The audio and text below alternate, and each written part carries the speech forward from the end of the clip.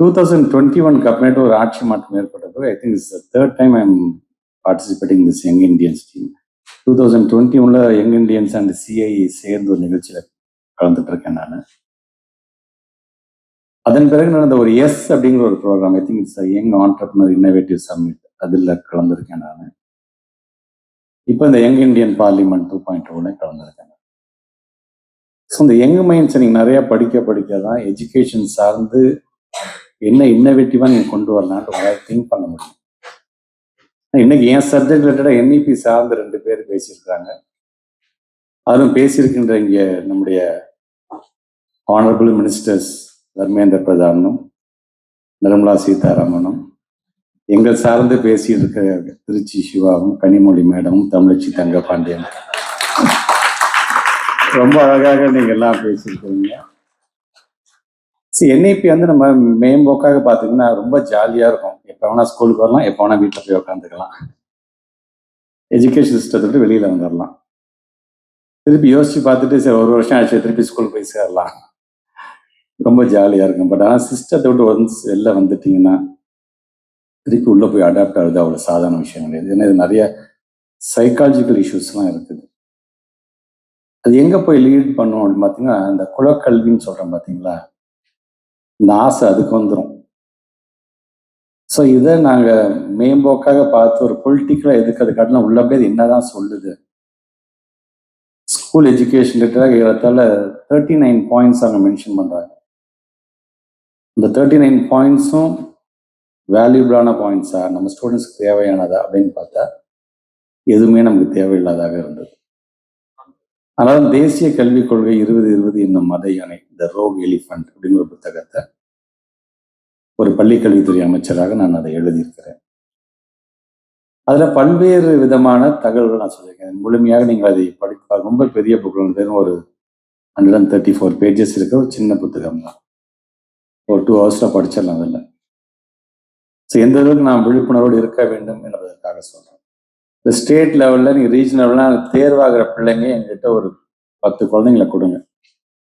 அந்த 10 குழந்தைங்கள ஏற்கனவே பார்லிமெண்ட் செஷன் எப்போலாம் நடக்குதோ அப்போ ஒரு 2 குழந்தைங்கள ஒரு எம்பிஸ்கிட்ட நானே ஒப்படைச்சிட்டு வரேன். நான் ஒரு 2 days அங்கேயே இருந்து ஒரு பார்லிமெண்ட் செஷன் எப்படி நடக்குது, ஒரு பில் எப்படி பாஸ் பண்றாங்க, அது சார்ந்து என்ன மாதிரியான கருத்துக்கெல்லாம் பேசப்படுகிறது, அங்க இருக்கின்ற கொஸ்டின் ஹவர்ஸ் அப்படிங்கிறதான் என்ன, அங்க இருக்கின்ற பார்வையாளர்களா உட்காந்து உங்க பார்க்கட்டும் அப்படின்னு கூட நான் சொல்லியிருக்கேன். நான் அதை கண்டிப்பாக நாங்கள் செய்கிறோன்னு கூட சொல்லியிருக்கேன். அது சொன்னாதான் இங்கே நீங்க பேசுறது ஒரு விளையாட்டுத்தனமா ஒரு டிராமட்டிக்கலா போகலாம். பட் அங்க போகும்போது ஓ இது சார்ந்துதான் நம்மளை ட்ரெயின் பண்ணாங்களா, இது சார்ந்து நமக்கே தெரியுமே, நீங்க நாளைக்கு அட்வைஸ் பண்ற இடத்துக்கு நீங்க போயிடுங்க நீங்க.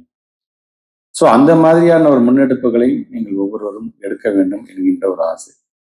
ஸோ இந்த ஒர்க் ஷாப் அப்படிங்கிறது பார்த்தீங்கன்னா ஒரு 2 நாட்களாக ஒரு மிகப்பெரிய ஒரு மாற்றத்தை, என்னதான் அகாடமிக்ஸ் ரிலேட்டடாக நீங்கள் வந்து உங்களுக்கு ப்ரிப்பேர் பண்ணணும், அது சார்ந்து நீங்கள் படிக்கணும், அதெல்லாம் ஒரு பக்கம் வந்து நான் ஒதுக்கி வச்சுட்டு ஒரு 2 நாட்கள் முழுமையாக ஒரு பார்லிமெண்ட் செஷன் எப்படி நடக்கும், ஒரு ஸ்பீக்கரை எப்படி நம்ம தேர்ந்தெடுக்கணும், அங்கே இருக்கிற டெப்டி ஸ்பீக்கர் யாரு, ஸோ ஒரு சைடில் சார்ந்திருக்கின்றவுடைய தலைவர் யார், இன்னொரு சைடு எதிர்கட்சி தலைவர் யார், அவங்களுடைய பங்கு என்ன, அப்படிதான் ஓரளவுக்கு நீங்க தெரிஞ்சு வச்சிருக்கீங்க நீங்க. ஆனா நீங்க அந்த இடத்துக்கே போய் பார்க்கும்போது இன்னும் அதிகப்படியான உங்களுடைய விஷன், நான் சொன்னேன் பார்த்தீங்களா, அது ப்ராடர் ஆகும் போய் பார்த்தீங்கன்னா. ஸோ இதுதான் பார்லிமெண்ட்டா நடக்குதா, நாம தேர்ந்தெடுக்க அமைச்சக்கூடிய எம்பிஸ் அங்க என்ன பண்றாங்க அப்படின்லாம் தெரிந்து கொள்கின்ற அளவுக்கு அது மிகப்பெரிய ஒரு பயனுள்ளதாக இருக்கும் என்கின்ற நம்பிக்கையில தான் யங் இண்டியன்ஸ் கிட்டே இதை நான் சொல்லியிருக்கேன். நிறைய கத்துக்கோங்க, நிறைய படிங்க, படிச்சுக்கிட்டே இருங்க, அப்டேட் பண்ணிக்கிட்டே இருங்க.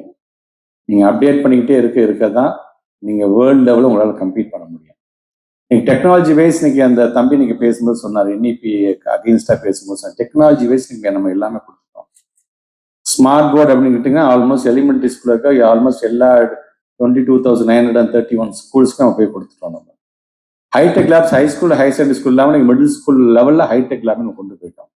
அசஸ்மெண்ட்டே இன்னைக்கு வந்து கம்ப்யூட்டர் பேஸ்ட் அசஸ்மெண்ட் நம்ம பண்ண ஆரம்பிச்சிட்டோம். நம்ம இண்டிவிஜுவல் ஸ்டூடெண்ட்ஸ் எப்படி பெர்ஃபார்ம் பண்ணாங்க முதற்கொண்டு நான் சென்னையில் ஹெட் குவார்ட்டர்ஸில் உட்காந்து என்னால் பார்க்க முடியும். எந்த மாவட்டத்தில், எந்த யூனியனில், எந்த ஸ்கூலில், எந்த கிளாஸில் எந்த மாணவன் இங்கிலீஷில் நல்லா பெர்ஃபார்ம் பண்ணுறாரு, மேக்ஸ் நல்லா பெர்ஃபார்ம் பண்ண என்னால் உட்காந்து இடத்துல என்னால் பார்க்க முடியும். ஸோ இந்த மாதிரி ஒரு சென்ட்ரிக்காக நாங்கள் கொண்டு போயிட்டோம். நாங்கள் ஸோ இந்த மாதிரியான டெக்னாலஜி வரும்பொழுது ஒட்டுமொத்தமாக உலகத்துல என்ன டெக்னாலஜி அப்டேட் ஆனாலும் சரி, வித்தின் அ வீக் தமிழ்நாட்டை சார்ந்திருக்கின்ற பிள்ளைங்கள் அதை தெரிந்து கொள்கின்ற அளவுக்கு நீங்க டெக்னாலஜி நம்ம கொண்டு வந்துட்டோம். ஸோ அதனால தான் சொல்றேன் நான், இங்க வருகை தந்திருக்கின்ற பிள்ளைகள் படிப்புல அதிகமாக கவனம் செலுத்துங்க. அதே நேரத்தில் நாட்டு நடப்பு என்னன்னு தெரிஞ்சு, லீடர்ஷிப் குவாலிட்டி என்னன்னு தெரிஞ்சுக்கோங்க நீங்க. ஸோ ஒவ்வொரு ஸ்டூடெண்ட்ஸும் நாட்டு நடப்பை நீங்க தெரிந்து வைத்துக் கொள்ளுங்கள்.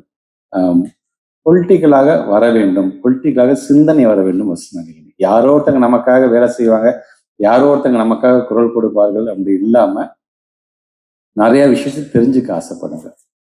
பல நேரம் போகும்பொழுது யாருக்கு இந்த நடிகரை பிடிக்குன்னா ஒரே ஒரு பக்கம் ஒரே கத்து, இந்த நடிகரை யாருக்கு பிடிக்கும் ஒரே சத்தம், ஒரே குஷியா இருக்காங்க.